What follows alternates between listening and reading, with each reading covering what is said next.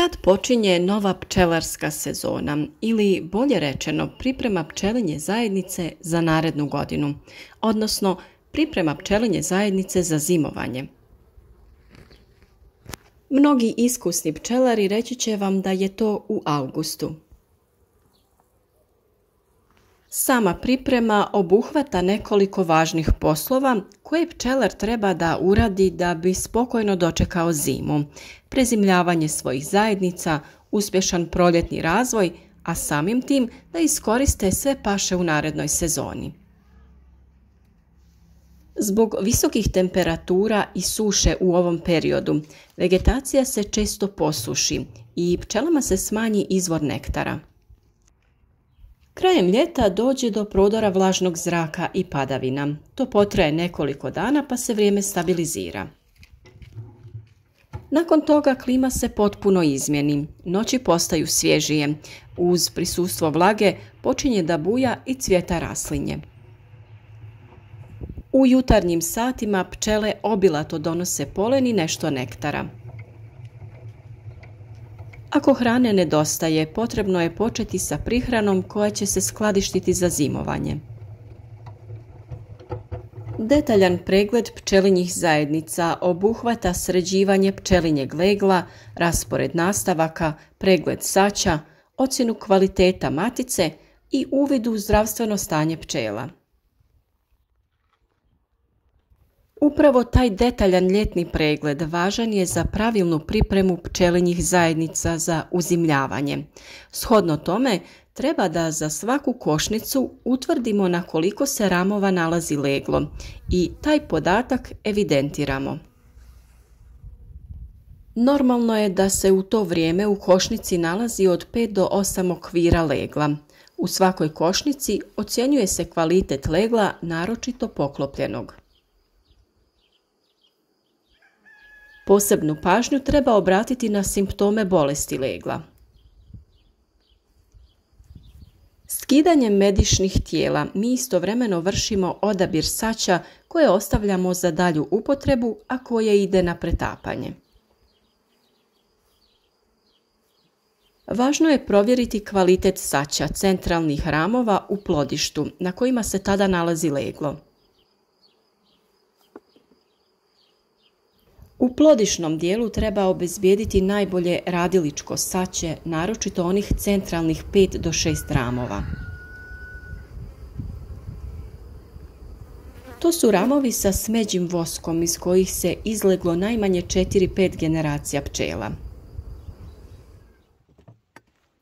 Upravo te takve ramove treba postaviti u središte plodišta. Na obezbijeđenom kvalitetnom saću pčele će popunjavati medne kape.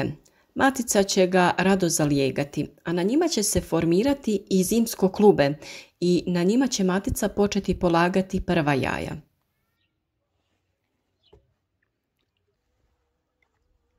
Iako pojedini pčelari ne preporučuju stimulativnu prihranu pčela, u našim klimatskim uslovima ona je često neophodna. Varoa je parazitsko oboljenje pčelinjeg društva, odnosno trutovskog i radiličkog legla i odraslih pčela.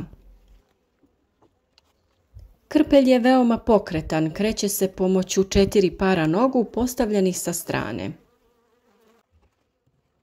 Od organskih kiselina za suzbijanje varoe primjenjuje se mravlja, oksalna i mliječna. Zimski tretman oksalnom kiselinom obavlja se nakon prestanka legla i kada se vanjske temperature spuste oko 5 stepeni. Tretman se obavlja metodom nakapavanja direktno po ulicama na pčele. Kod ovog tretmana upotrebljava se rastvor 35 grama dehidrata oksalne kiseline u litru šećernog sirupa. To je rastvor 600 grama šećera i 600 ml vode. Po punoj ulici za posjednutoj pčelama nakapava se 5 ml mlakog rastvora. Ova metoda dala je odlične rezultate te se veoma raširila jer je laka i brza za izvođenje. Ne preporučuje se tretiranje iste zime 2 puta, jer jedna generacija pčela smije biti tretirana oksalnom kiselinom samo jednom. Pčele su razvile izvanredan mehanizam zaštite od hladnoće, pa padom vanjske temperature skupljaju se u klube i tako čuvaju toplotu u vitalnom prostoru svog društva. Pčele se naime skupljaju u klube kada se temperatura u košnici spusti na 10 stepeni. Pčelinje klube možemo smatrati kao svojevrstan organizam koji je sposoban da reguliše temperaturu unutar svoje mase.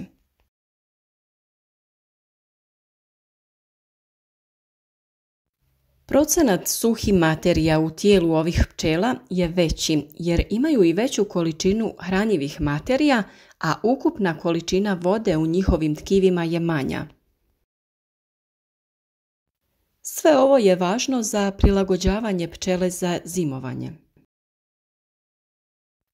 Kao i kod drugih hladnokrvnih živih bića, osnovni nivo metabolizma i upotrebe hrane smanjuje se sa opadanjem temperature do 10 stepeni kada postaje minimalan.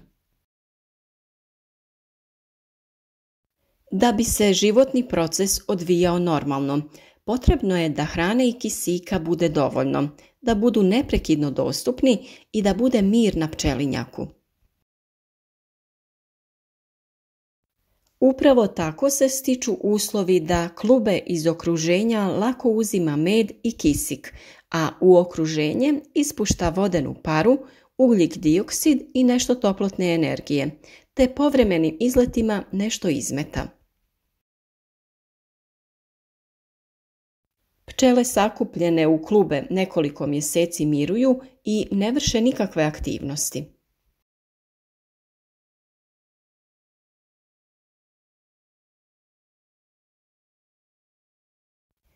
Krajem januara u pčelinjoj zajednici nastaju velike promjene.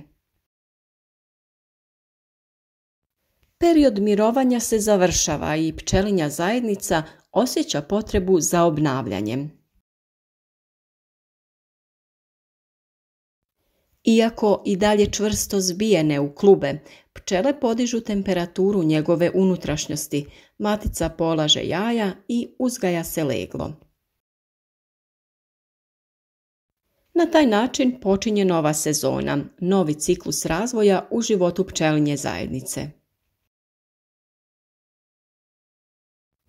Tokom miliona godina dugog procesa evolucije, pčele su se u potpunosti prilagodile uslovima prirodnog okruženja i izgradile mehanizam sigurnog opstanka, zasnovan na promjenjivosti broja jedinki u zajednici, sposobnosti reguliranja dužine života pojedinih generacija i sakupljanju, preradi i skladištenju dovoljnih rezervi hrane za period kada je u prirodi nema.